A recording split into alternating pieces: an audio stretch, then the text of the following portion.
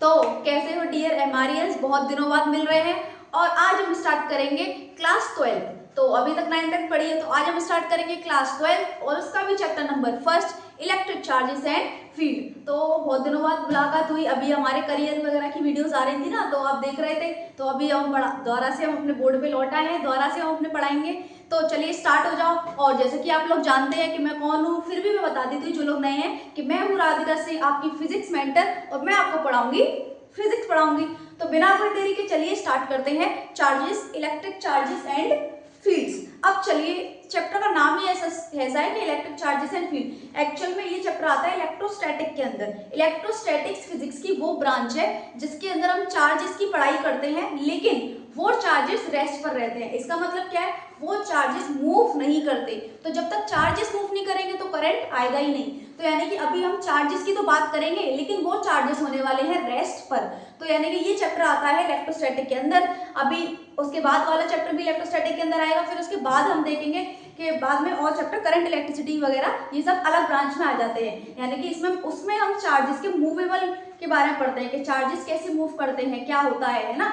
लेकिन अभी हमें सिर्फ पढ़ना है चार्जेस के बारे में, जो कि किस पे है, रेस्ट पर है। तो अभी चैप्टर का नाम है इलेक्ट्रिक चार्जेस एंड फील्ड। तो सबसे पहले हमें ये पता होना चाहिए कि चार्जेस क्या होता है।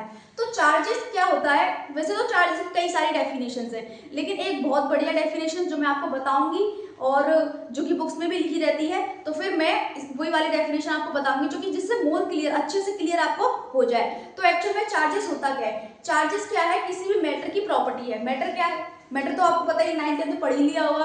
मैटर वो चीज जिसके पास मास हो और वो कुछ ना कुछ वॉल्यूम या फिर स्पेस घेर रही हो।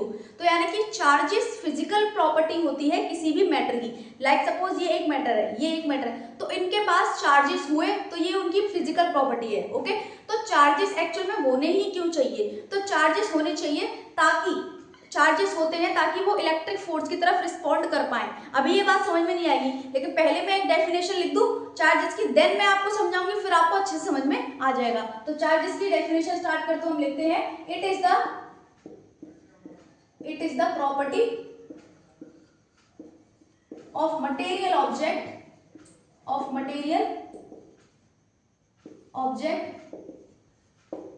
which make it possible, which make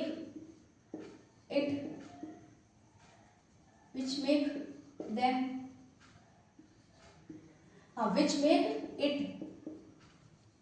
which make it possible to exert electric force and to respond electric force।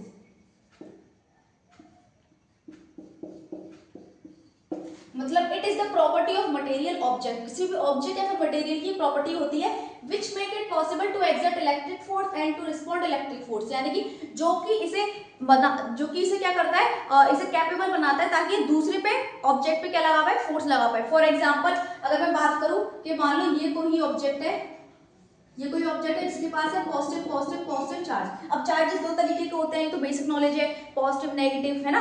तो फिर चार्जेस, एक बॉडी है हमारी ए, तो जिसके पास कैसा चार्ज है, पॉजिटिव चार्ज।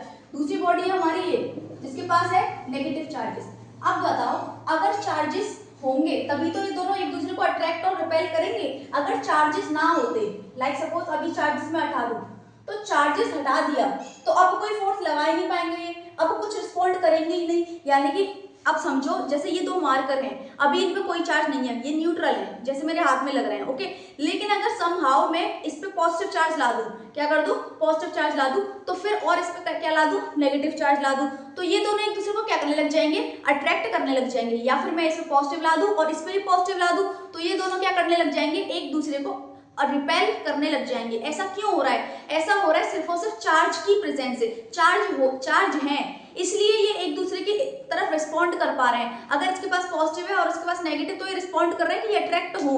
अगर इसके पास पॉजिटिव है, इसके पास भी पॉजिटिव है, तो ये रिस्पॉन्ड कर रहे हैं कि ये रिपेल हो। यानी कि चार्जेस ही एकमात्र ऐसी प्रॉपर्टी है जो कि इन्हें कैपेबल बना रही है फोर्स लगाने के लिए। ओके और इस फोर्स को हम इलेक्ट्रिक फोर्स बोलते हैं, चार्जेस के बीच के फोर्स को हम इलेक्ट्रिक फोर्स बोलते हैं कि ये बनाती है ऑब्जेक्ट को कैपेबल बनाती है कि वो दूसरे ऑब्जेक्ट पे फोर्स लगा पाए और प्लस उसने जो फोर्स लगाया है उसके अगेंस्ट भी रिस्पॉन्ड कर पाए। ओके तो चार्जेस अगर नहीं हो, जैसे न्यूट्रल है तो अभी ये कुछ नहीं कर रहा है, ना अट्रैक्ट हो रहा है ना ही रिपेल हो रहा है। क्यों? क्योंकि चार्जेस ही नहीं है। तो जब चार्जेस ही नहीं है तो ये रिस्पॉन्ड नहीं करेंगे और ना ही एक्सर्ट कर पाएंगे फोर्स। तो राइट, तो चार्जेस सिर्फ एक सिंपली प्रॉपर्टी है मैटर्स की, जो क्या करता है, किसी मैटर को कैपेबल बनाता है और पॉसिबल बनाता है कि वो दूसरे मैटर पे फोर्स लगा पाए या फिर उसके द्वारा लगाए गए फोर्स को फील कर पाए। तो आई थिंक ये क्लियर हो गया होगा कि चार्जेस क्या है। ओके नेक्स्ट आगे चलते हैं कि चार्जेस क्या है। अब तुम्हें पता है चार्जेस कितने प्रकार के होते हैं। चार्जेस होते हैं 2 टाइप्स के, पॉजिटिव चार्जेस। 2 टाइप के हमारे क्या होते हैं, चार्ज होते हैं, जो कि एक होता है हमारा पॉजिटिव चार्ज और दूसरा होता है हमारा नेगेटिव चार्ज। और आपको ये भी पता है कि like charges attract, like charges repel each other, like charges repel each other. और नेक्स्ट है हमारे अनलाइक चार्जेस, दूसरा हमारा हो जाएगा unlike charges attract each other.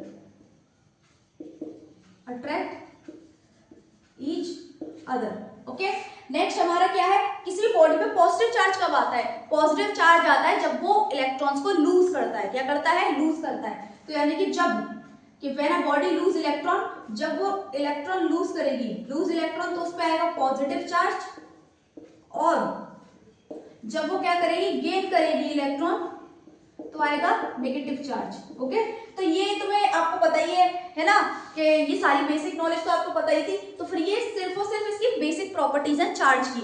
अभी हम एडवांस प्रॉपर्टीज की तरफ जाएंगे, उससे पहले हमें ये पता करना है कि चार्जेस आते कैसे हैं, कैसे मैं इसको चार्ज करूं, इस मार्कर को कैसे मैं इसे पॉजिटिव या फिर नेगेटिव चार्ज ला सकती हूँ, या फिर कोई भी कंडक्टिंग रॉड हुई, आयरन हुआ, कॉपर की रॉड हुई, तो उस पर हम कैसे चार्ज ला सकते हैं। चार्ज का ओरिजिन, एक्चुअल में चार्जेस पैदा कहाँ से होते हैं, तो उसके बारे में हम बात करेंगे इसकी प्रॉपर्टी पे जाने से पहले। तो अभी के लिए सिंपली ये नोट करो जल्दी से, फिर हम आगे बढ़ते हैं।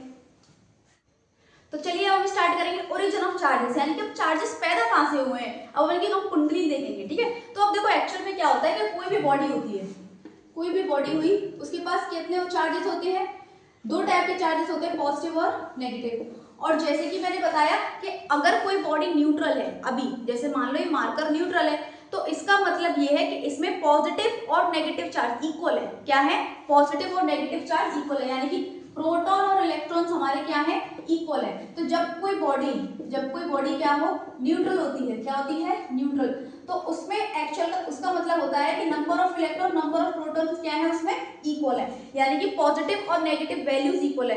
एक तरीके से एग्जांपल मतलब -2 इलेक्ट्रॉन है किसी बॉडी में, तो 2 ही क्या होंगे, प्रोटॉन होंगे, तो टोटल चार्ज क्या हो जाएगा, 0, यानी कि न्यूट्रल। लेकिन अगर मुझे किसी बॉडी को पॉजिटिव चार्ज करना है, क्या करना है, पॉजिटिव चार्ज, तो मैं क्या करूंगी, पॉजिटिव चार्ज को बढ़ाऊंगी, है ना, और या फिर मुझे किसी बॉडी को नेगेटिवली चार्ज करना है, तो मैं करूंगी कि नेगेटिव चार्ज को बढ़ाऊंगी, मैं ऐसे ही करना पड़ेगा। लेकिन क्योंकि प्रैक्टिकली प्रोटॉन को ट्रांसफर करने में ज्यादा प्रॉब्लम होती है, तो हम इलेक्ट्रॉन्स को ही करते हैं, यानी कि इलेक्ट्रॉन, अगर हमें पॉजिटिव चार्ज चाहिए तो हम इलेक्ट्रॉन्स को अपने आप ही घटा देंगे। लेट्स सपोज 1 कर दिया, तो अपने आप ही पॉजिटिव चार्ज बढ़ गया, तो यानी कि इस बॉडी पे क्या आ जाएगा, पॉजिटिव चार्ज आ जाएगा। लेकिन अगर मैं क्या करूं, इलेक्ट्रॉन्स ऐड कर दूं इसमें, तो फिर मेरे मान लो 3 इलेक्ट्रॉन, तो अब देखो नेगेटिव वाला ज्यादा हो गया, तो अब इस बॉडी पे ऑटोमेटिकली क्या आ जाएगा, नेगेटिव चार्ज आ जाएगा। यानी कि हमें उस पॉजिटिव, जो कि न्यूट्रल बॉडी के अंदर पॉजिटिव और नेगेटिव चार्ज इक्वल होते हैं, उनको हमें इम्बैलेंस करना है। क्या करना है, इम्बैलेंस। किसी पॉजिटिव को बढ़ा देंगे तो नेगेटिव घट जाएगा, यानी कि उस बॉडी पे आ जाएगा पॉजिटिव चार्ज, या फिर नेगेटिव को बढ़ा देंगे तो पॉजिटिव घट जाएगा और उस बॉडी पे आ जाएगा नेगेटिव चार्ज। तो इसको हम करते कैसे हैं, कैसे, अब कहीं ना कहीं दुकान से खरीद के तो लाएंगे नहीं कि चलो इलेक्ट्रॉन लेने चल रहे हैं, उसमें ऐड करना है, हमें पॉजिटिव चार्ज चाहिए, तो दुकान पर देखो मिलने से रहा। ओके, लेकिन कुछ प्रोसेस है जिसके थ्रू हम क्या कर सकते हैं, चार्जेस को एक्यूमुलेट कर सकते हैं या फिर पैदा कर सकते हैं। वो कैसे है, चलिए देखते हैं। जैसे कि आपको पता है कि सबके पास फ्री इलेक्ट्रॉन्स होते हैं। इंसुलेटर्स क्या होते हैं, जिनके पास फ्री इलेक्ट्रॉन नहीं होते। कंडक्टर होते हैं जिनके पास फ्री इलेक्ट्रॉन्स मौजूद हैं, यानी कि उनके पास फ्री इलेक्ट्रॉन्स पहले से ही अवेलेबल है ज्यादा अमाउंट में, तो हमें सिर्फ और सिर्फ उन्हें एक तरफ जनरेट करने की जरूरत है, बस, है ना, जगाने की है। तो उसमें है फ्री इलेक्ट्रॉन, बस थोड़ा जगाना है उन्हें ताकि वो अपनी प्रेजेंस को शो कर पाए कि हाँ हम भी कुछ हैं। ओके, तो इसके 3 मेथड हैं। इसके 3 मेथड कौन से हैं? सबसे पहला आ जाता है हमारा फ्रिक्शन। फ्रिक्शन के थ्रू हम क्या करें, चार्जेस को जनरेट करें। दूसरा आ जाता है हमारा इंडक्शन, और देन थर्ड आ जाता है हमारा कंडक्शन।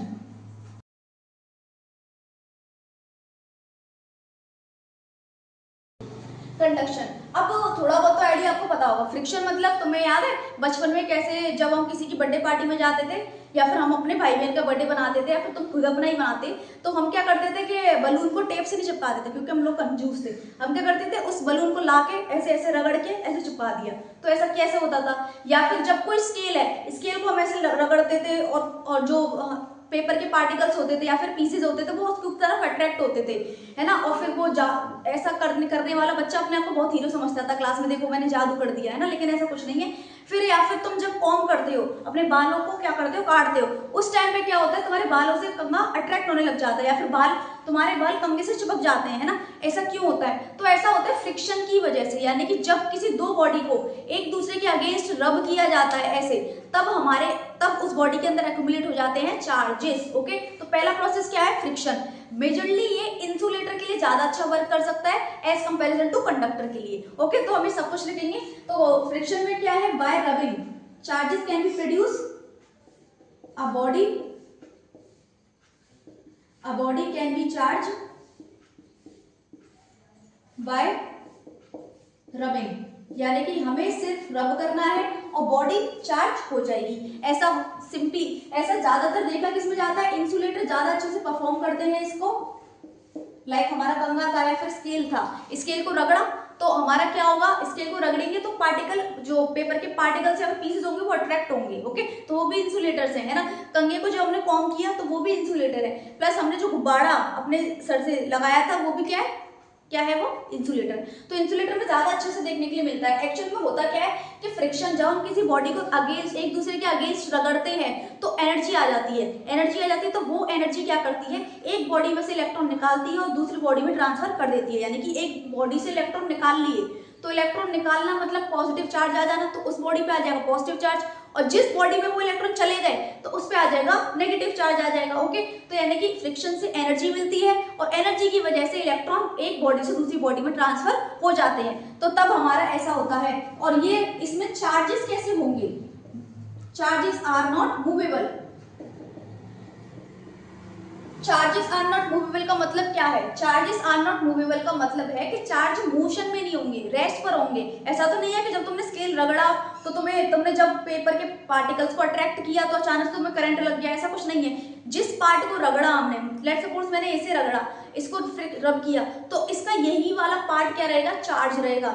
ये वाला पार्ट चार्ज नहीं होगा कि चार्जेस, ऐसा नहीं होता कि चार्जेस यहाँ से फ्लो होकर यहाँ पे आ जाएंगे, नहीं, ऐसा नहीं होता। इंसुलेटर नहीं करते ऐसा, क्योंकि फ्रिक्शन में चार्ज मूवेबल नहीं होता। जो पार्ट हमने रब किया है सिर्फ वही पार्ट हमारा चार्ज होगा, और प्लस चार्जेस सिर्फ वहीं पर रहेंगे चार्जेस, और मूव नहीं करेंगे। तो फ्रिक्शन में चार्जेस मूव नहीं करते। ओके, नेक्स्ट हम चलते हैं किस पे, इंडक्शन पे। अब इंडक्शन, अच्छा इंडक्शन क्या है, इंडक्शन में एक्चुअल में होता क्या है, हाँ, इंडक्शन में हम क्या करते हैं, बॉडी को एक बॉडी के पास लाते हैं, एक चार्ज बॉडी लेते हैं, एक न्यूट्रल बॉडी लेते हैं, उसको एक चार्ज बॉडी को न्यूट्रल बॉडी के पास लाते हैं विदाउट एनी एक्चुअल टचिंग, यानी कि टच नहीं करना, सिर्फ दूर से। ओके, दूर से जादू करना है, यानी कि एक अनचार्ज बॉडी, मान लो जेड सपोर्ट जिसमें पॉजिटिव चार्ज है, ये न्यूट्रल है, तो ये इसके पास आएगा विदाउट इसे टच करे, इसको चार्ज कर देगा। ऐसा क्यों होता है, ऐसा होता है इंडक्शन की वजह से कि body can be charge, body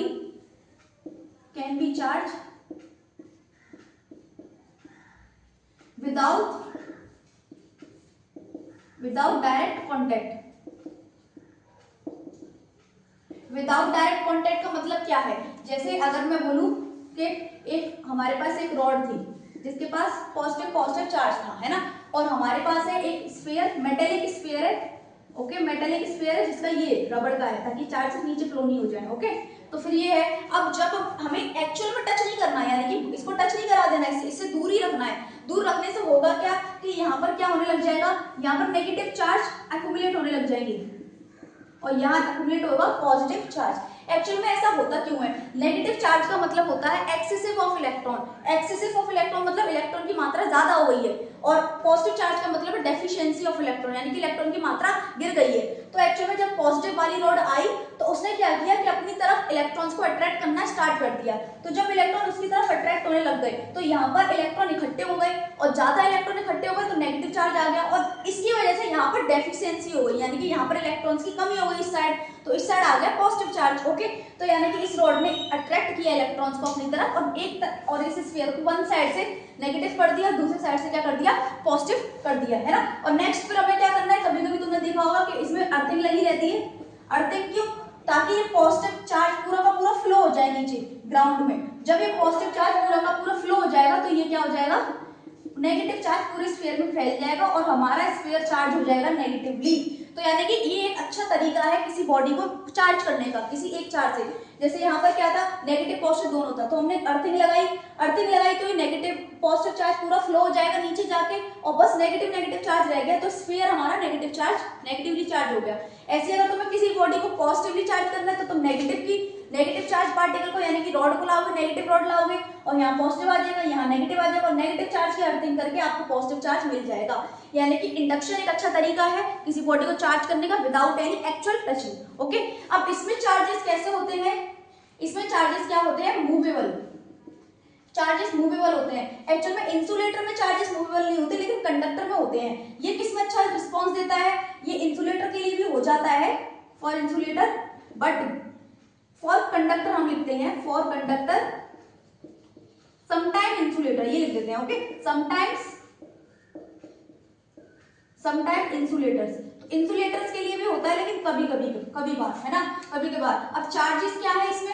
charges movable होते हैं for only conductor but not insulator, यानी कि कंडक्टर के लिए वो क्या होंगे, मूवेबल होंगे, लेकिन इंसुलेटर के लिए नहीं होंगे। चार्जेस क्या करेंगे, movable for conductor only. Okay, अब एक और अच्छा तरीका है, यानी कि एक्चुअल में क्या है कि चार्जेस अपोजिट ही पैदा होगा। कहने का सेंस ये है कि अगर तुम पॉजिटिव रॉड ला रहे हो तो अदर साइड जो होगी किसी भी ऑब्जेक्ट की वो इसके अपोजिट ही चार्ज होगी, यानी कि अगर ये पॉजिटिव है तो ये नेगेटिव हो जाएगी, ये नेगेटिव है तो ये क्या हो जाएगा, पॉजिटिव चार्ज हो जाएगा। यानी कि ये हमेशा जो चार्ज बॉडी है, ये स्फीयर न्यूट्रल था पहले, क्या था, न्यूट्रल, यानी कि पहले कोई चार्ज नहीं था इस पे। हम एक चार्ज बॉडी को इसके पास लेके आए और इसको क्या कर दिया, हमने चार्ज कर दिया। इसका मतलब ये है कि जब भी कोई चार्ज बॉडी से न्यूट्रल बॉडी चार्ज होगी तो हमेशा ऑपोजिट चार्ज आएगा उसके पास। अगर हम कोई चार्ज बॉडी पॉजिटिव लेके आए हैं तो न्यूट्रल बॉडी नेगेटिव हो जाएगी, अगर हम किसी नेगेटिव चार्ज बॉडी को लेके आ रहे हैं तो न्यूट्रल बॉडी पॉजिटिव हो जाएगी। यानी कि हमेशा चार्जेस ऑपोजिट आ रहे हैं, न्यूट्रल बॉडी पे हमेशा ऑपोजिट चार्ज आएगा और चार्ज बॉडी के कंपैरिजन में, यानी कि अगर हमारा ये पॉजिटिव है तो नेगेटिव हो जाएगी। अब मैं लिखूंगा इस चीज को, तो ऐसा करते हैं, ऊपर लिख देते हैं इस पॉइंट को, तो अच्छे से इसे पढ़ लेना। इस पॉइंट को मैं ऊपर लिख देती हूँ इंडक्शन के लिए। A neutral body will always get opposite charge,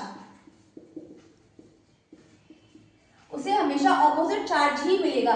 यानी कि ये अट्रैक्शन शो करेगा। इंडक्शन में एक्चुअल बॉडी क्या करती है, अट्रैक्शन शो करती है। इन इंडक्शन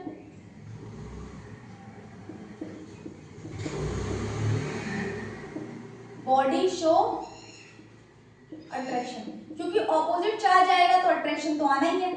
ओके, अब चलते हैं हम कंडक्शन पे। अब कंडक्शन में हम डायरेक्ट कांटेक्ट करेंगे। अभी हमने दूर से सिर्फ असेंबली करी, अब हम उसे चिपका देंगे बिल्कुल, यानी कि डायरेक्ट कांटेक्ट करेंगे। तो अ बॉडी हम लिख सकते हैं, a body can be charge by direct contact, by direct contact. अब इसमें हम एग्जांपल देते हैं, डायग्राम के थ्रू समझते हैं कि जब हमें अनचार्ज बॉडी को एक चार्ज बॉडी को लाए, ओके, और हमने ये इस स्फीयर से क्या कर दिया, कनेक्ट कर दिया। अब टचिंग करी है हमने, क्यों, क्योंकि अब इसमें टचिंग ही करनी है, तो फिर ये वाला भी क्या हो जाएगा, पॉजिटिव चार्ज हो जाएगा। क्या हो जाएगा, पॉजिटिव, इक्वली, यानी कि यहाँ पर चार्ज शेयरिंग होती है, जितना चार्ज ये लाया उतना उसका आधा चार्ज इसको दे देगा। अगर मास वगैरह डिफरेंस हुआ तो उसमें थोड़ा है। तो अभी समझने के लिए ये समझो कि यहाँ पर सिंपली चार्जेस की शेयरिंग होती है, तो शेयरिंग होगी तो कोई चीज बदल थोड़ी ना जाएगी, रहेगा तो वही जिस चीज की शेयरिंग हो रही है, यानी कि पॉजिटिव चार्ज की शेयरिंग करेगा ये, तो इसमें पॉजिटिव चार्ज ही दे पाएगा, ये नेगेटिव नहीं दे पाएगा।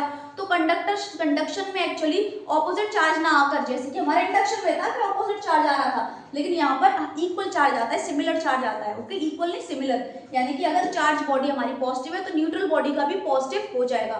तो एक्चुअल में ये यूज का फॉर कंडक्टर्स, कंडक्टर के लिए एप्लीकेबल है। और चार्जेस क्या होते हैं, मूवेबल होते हैं, क्योंकि कंडक्टर क्या करते हैं, कंडक्टर चार्जेस को मूव कर सकते हैं। ओके, नेक्स्ट हम चलते हैं कि चार्ज बॉडी जो है, हाँ, neutral body, neutral body get, a neutral body will charge, a neutral body will charge with similar charge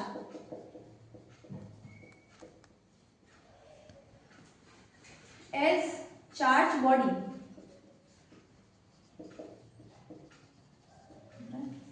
अब देखो क्या है, इसका मतलब क्या है, एक न्यूट्रल बॉडी है, न्यूट्रल बॉडी हमेशा सिमिलर चार्ज ही गेट करेगी, किससे, जो कि चार्ज बॉडी है, यानी कि अगर पॉजिटिव रॉड लाएंगे तो जो ऑब्जेक्ट है वो भी पॉजिटिवली चार्ज होगा, नेगेटिव लाएंगे तो वो नेगेटिवली चार्ज होगा। इसका मतलब क्या होने वाला है कि ये दोनों एक दूसरे को रिपेल करने वाले हैं। इंडक्शन में अट्रैक्शन हो रहा था, क्यों, क्योंकि अपोजिट चार्ज, इसमें सेम ही रहेगा, सेम चार्ज रहेगा, जिसकी वजह से इसमें रिपल्शन शो करेगा। कंडक्शन आप अपने घर में करते हो, जैसे कि आप अपना फोन चार्ज करते हो, सिंपली चार्जर को लगा के उसे एक्चुअल में डायरेक्ट कांटेक्ट करवा के अपने फोन का चार्जर से कनेक्ट करके उसे चार्ज करते हो, तो ये एक कंडक्शन प्रोसेस है। ओके, जो कि आप रोज अपने घर में करते हो लेकिन आपको पता नहीं होता, तो ये कंडक्शन है। और इंडक्शन ऑफ फ्रिक्शन, यानी कि हमने चार्जेस का ओरिजिन पढ़ लिया कि एक्चुअल में अब चार्ज, किसी बॉडी को चार्ज कैसे करेंगे। तो तीन तरीके थे हमारे पास, फ्रिक्शन, इंडक्शन और कंडक्शन। अब वो चार्जेस पैदा हो गए, अब देन हम इन चार्जेस के बारे में आगे स्टडी करेंगे। तो अभी के लिए जल्दी से नोट करो। अब हम बात करेंगे चार्जेस की प्रॉपर्टीज के बारे में। अभी तो पढ़ लिया हमने चार्जेस कैसे अक्यूमुलेट करना है, किसी बॉडी को चार्ज कैसे करना है। अब चार्ज एक बार आ गए हमारे पास, तो हम चार्ज के बारे में पढ़ते हैं, यानी कि अब हम पढ़ेंगे इसकी प्रॉपर्टीज के बारे में। थोड़ा सा चार्ज के बारे में पढ़ लिया, चार्ज कैसे पैदा हुए पढ़ लिया, अब थोड़ी बहुत प्रॉपर्टी पढ़ते हैं, मेन प्रॉपर्टी पढ़ते हैं। इतना तो आपको पता होगा, चार्ज हमारे पॉजिटिव नेगेटिव दो टाइप के होते हैं, ये मैंने लिखवा भी दिया। ओके, और कोई बॉडी जब लूज करेगी तो पॉजिटिव चार्ज, और गेन करेगी तो नेगेटिव चार्ज। लाइक चार्जेस क्या करते हैं, रिपेल करते हैं, अनलाइक चार्जेस अट्रैक्शन शो करते हैं। अब हम पढ़ते हैं मेन चीज पे, जो कि पढ़ने लायक है, यानी कि एडिटिव प्रॉपर्टी। अब एडिटिव प्रॉपर्टी का मतलब क्या है कि एडिटिव प्रॉपर्टी का मतलब है the total charge on a system, the total charge of a system is the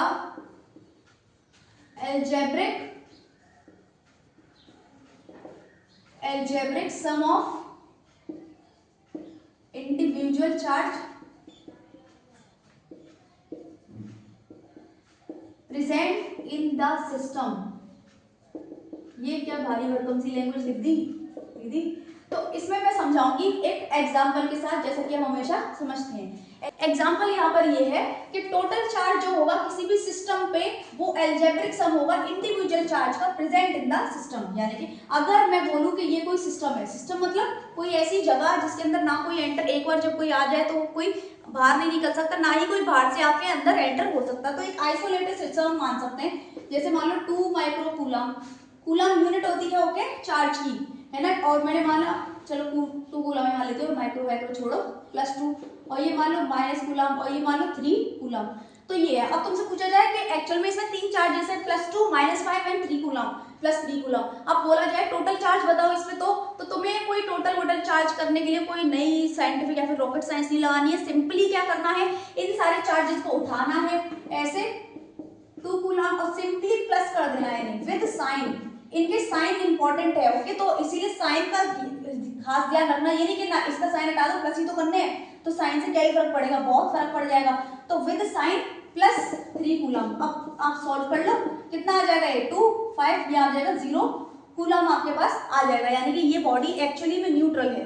देख लो न्यूट्रल है ये एक्चुअल में, क्यों? क्योंकि इसके पास चार्जेस तो प्रेजेंट है लेकिन एक्चुअली न्यूट्रल है, क्योंकि टोटल चार्ज इस पे 0 है। ओके, तो किसी बॉडी पे चार्ज है इससे फर्क नहीं पड़ता, लेकिन टोटल चार्ज कितना है इससे फर्क पड़ता है। तो एक्चुअल में एडिटिव प्रॉपर्टी यही होती है कि अगर किसी सिस्टम का हमें टोटल चार्ज पता करना है तो सिंपली हर एक इंडिविजुअल चार्ज को क्या करना है, एल्जेब्रिक सम करना है, यानी कि इंडिविजुअल चार्ज का प्लस कर देना है और उसमें प्रेजेंट सिस्टम हमारा का टोटल चार्ज आ जाएगा। तो सिंपली ये है, क्योंकि चार्ज हमारी स्केलर क्वांटिटी होती है। क्या होती है? Scalar quantity. तो इसके लिए हमें कोई वेक्टर प्रोसेस नहीं लगाना पड़ता कि हमें कोई ट्रायंगल मेथड, पैरेललोग्राम मेथड लगाना पड़े। तो स्केलर है तो स्केलर क्वांटिटीज को हम डायरेक्टली ऐड करते हैं, तो इसीलिए चार्जेस को भी हम डायरेक्टली ऐड करेंगे। नेक्स्ट हम चलते हैं quantization of charge, which is very important. Quantization of charge, कि जिसका आइडिया आपने 10th में थोड़ा बहुत लिया होगा, स्टिल मैं बता देती हूँ क्या होता है। पहले हम डेफिनेशन लिखेंगे, total charge in an isolated system, in an isolated total charge in an isolated system is the integral multiple of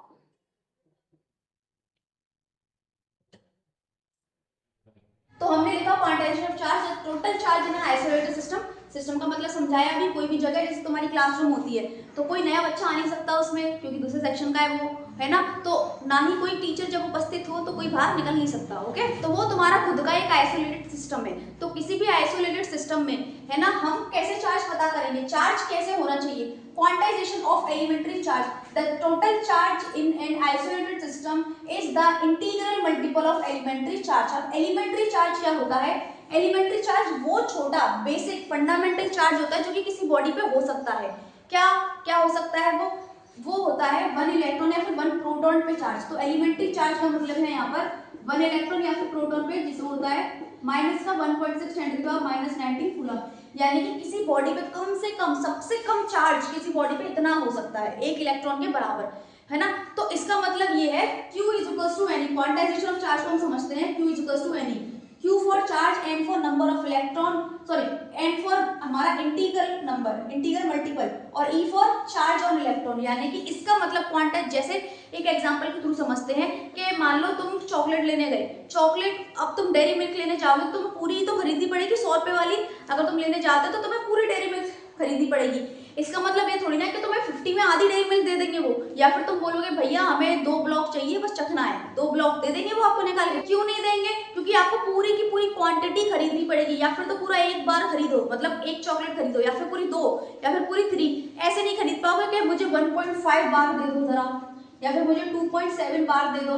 ऐसा नहीं हो पाएगा, बिल्कुल भी नहीं हो पाएगा। क्यों? क्योंकि एक कुछ क्वांटिटी पहले से क्वांटाइज्ड होती है। ओके, जैसे चीनी लेने जाओ तो तुम आराम से मांग लोगे 1.5 किलो, 250 ग्राम, या फिर 1 किलो, या फिर 1 किलो, तो आराम से वो मिल सकती है। लेकिन कुछ चीजें क्वांटाइज्ड होती हैं। अगर क्लास में बच्चे बैठे हैं, एक क्लास में 4, एक सीट पे 4 है और दूसरी सीट पे सिर्फ 2 है, तो टीचर बोलती है कि एक बच्चा उठ के आगे आ जाओ। कभी ये तो ना बोलते कि आधा बच्चा उठ के आगे आ जाओ, आधा बच्चा आ जाए ना। इसीलिए कुछ चीजें क्वांटाइज्ड होती हैं, वो हमें पूरी पूरी लेनी पड़ेगी हमेशा। जैसे हमें एक पूरी चॉकलेट लेनी पड़ेगी, पूरी हमें पूरा बच्चा लेना पड़ेगा, मतलब पूरा बच्चा, एक पूरा बच्चा उठ के आएगा ऐसे। तो कुछ चीजें पहले से क्वांटाइज्ड होती है। तो ऐसे ही हमारा चार्ज होता है कि अगर हमें किसी बॉडी से चार्ज लेना है या फिर देना है तो वो हमें पूरा का पूरा चार्ज देगा। कैसा? कि वो हमें देगा 1 इलेक्ट्रॉन, वो हमें देगा 2 इलेक्ट्रॉन, वो हमें देगा 3 इलेक्ट्रॉन, वो हमें देगा 4 इलेक्ट्रॉन। ये नहीं देगा कभी भी कि 1.5 इलेक्ट्रॉन दे दे, वो हमें 1.5 इलेक्ट्रॉन नहीं दे पाएंगे, है ना। या फिर हम 2.7 इलेक्ट्रॉन नहीं ले सकते या फिर दे सकते किसी भी बॉडी को। तो इसीलिए हमें हमेशा इंटीग्रल मल्टीपल करके चलना है, होल नंबर लगना चाहिए। यानी कि देखो Q is equal to N E, किसी बॉडी पे एक, अगर मैं n को 1 बना दूं तो ये एलिमेंट्री चार्ज है, किसी बॉडी पे 1 इलेक्ट्रॉन हो सकता है। तो फिर कोई बॉडी 2 इलेक्ट्रॉन हो सकते हैं, किसी बॉडी पे 3 इलेक्ट्रॉन हो सकते हैं। तो कभी भी किसी बॉडी में 1.5 इलेक्ट्रॉन इस तरीके का चार्ज नहीं होगा, तो ये चार्ज पॉसिबल नहीं है। तो क्वांटाइजेशन ऑफ चार्ज का मतलब यही है कि जब भी इलेक्ट्रॉन ट्रांसफर होंगे या फिर गेन करेंगे या फिर किसी बॉडी पे चार्ज होगा तो वो हमेशा इंटीग्रल मल्टीपल होगा। क्या होगा? Integral multiple. ऐसे नहीं होगा कि 1.5 इलेक्ट्रॉन, 2.5 इलेक्ट्रॉन। ओके, तो कुछ चार्ज ही पॉसिबल है ना। तो इसका मतलब क्वांटाइजेशन ऑफ चार्ज आपको समझ में आ गया होगा। नेक्स्ट हम चलते हैं, next and last that is conservation of charges. अब कंजर्वेशन वर्ड आपने बहुत जगह सुन लिया होगा,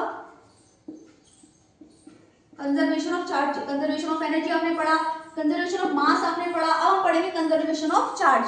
तो कंजर्वेशन ऑफ चार्ज का मतलब क्या है कि ना ही तो हम चार्ज को बना सकते ना ही डिस्ट्रॉय कर सकते, जैसे कि हमें ट्रेडिशनल डेफिनेशन चली आ रही है, मास can neither be created nor be destroy, ऐसे हम चार्ज में चेप देंगे। लेकिन एक्चुअली मतलब क्या है, एक्चुअली मतलब ये है कि अभी कोई हमारा टोटल आइसोलेटेड सिस्टम है तो उसमें टोटल चार्ज हमेशा कांस्टेंट ही रहेगा। पहले हम डेफिनेशन लिख देते हैं, it is the property by which total charge of an isolated system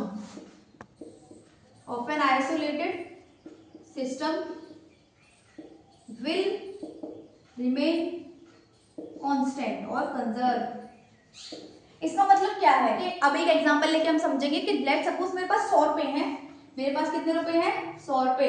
अब उन्हें मुझे 3 बच्चों को बांटना है, 1 2 3। तो स्टार्टिंग में मेरे पास कितने रुपए हैं 100 रुपए हैं। अब मैंने क्या कर दिया 30 इसको दे दिए, 50 इसको दे दिए, कितने बचे 20 इसको दे दिए। अब देखो क्या है, जैसे मेरे पास 100 रुपए हैं तो मैंने उनमें 3 बच्चों को बांट दिया। ओके, तो ये हमारा एक सिस्टम है, हमारा क्लासरूम हमारा एक आइसोलेटेड सिस्टम है जिसमें मैं टीचर हूँ और 3 मेरे बच्चे हैं, मतलब जिन्हें मैं पढ़ा रही हूँ, और उसमें ना तो कोई एंटर कर सकता और ना ही कोई बाहर निकल सकता। ये एक्चुअल में हमारा सिस्टम हो गया। पहले मेरे पास 100 रुपए थे, अब मैंने उन्हें इस तरीके से बांट दिया, तो अब बाद में कितने रुपए हुए इस पूरे सिस्टम में, अभी भी 100 रुपए ही है ना टोटल करोगे तो एक्चुअल में कंजर्वेशन ऑफ चार्ज का मतलब है कि पहले कितना चार्ज था इज इक्वल टू बाद में कितना चार्ज है, यानी कि इससे फर्क नहीं पड़ता तुमने कितने लोगों में बांट दिया वो, या फिर पहले सिर्फ तुम्हारे पास था, पहले 100 रुपए सिर्फ मेरे पास थे लेकिन अब वो मैंने बांट दिए हैं, तो इससे फर्क नहीं पड़ता कि बटा हुआ है, बस टोटल चार्ज हमेशा बराबर होना चाहिए, टोटल चार्ज पहले और टोटल चार्ज बाद में। तो इसका मतलब ये है कि इसमें हम ये भी लिख सकते हैं कि total charge before is equal to total charge after. Okay, तो हाँ, अगर मैं बोलूं कि एक बॉडी है जो कि 10 कूलम चार्ज लेके आई है और उसने दो बॉडी को बांट दिया 5 कूलम, तो पहले कितना था 10 कूलम और बाद में भी उनके पास कितना बचा 5 कूलम प्लस 5 कूलम, यानी कि अभी भी 10 कूलम ही है टोटल। पहले सिर्फ एक बॉडी के पास था 10 कूलम, लेकिन अब उसने दोनों में बांट दिया तो स्टिल अभी भी 10 कूलम है टोटल चार्ज। हमें अकेले में नहीं देखना, हमें देखना है टोटल चार्ज। तो कंजर्वेशन ऑफ चार्ज का मतलब यही है कि जो चार्ज पहले था वही बाद में होना चाहिए, है ना। तो यही मतलब चार्ज कहीं लॉस नहीं होना चाहिए, जैसे energy can neither be created nor be destroy, और ना ही वो लॉस होनी चाहिए। तो ऐसी चार्ज है, चार्ज भले ही पहले एक के पास था तो चलेगा, लेकिन टोटल चार्ज बाद में, टोटल चार्ज बार होना चाहिए, मतलब इक्वल होना चाहिए टोटल चार्ज पहले और टोटल चार्ज क्या बाद में। तो अब यहाँ पर हमने खत्म कर ली चार्जेस और चार्जेस की प्रॉपर्टी, और हमने पढ़ लिया origin of charges. Then next lecture में मिलते हैं इसी एक अच्छी सी वीडियो के साथ। तो जब तक के लिए देखते रहिए और पढ़ते रहिए और बढ़ते रहिए।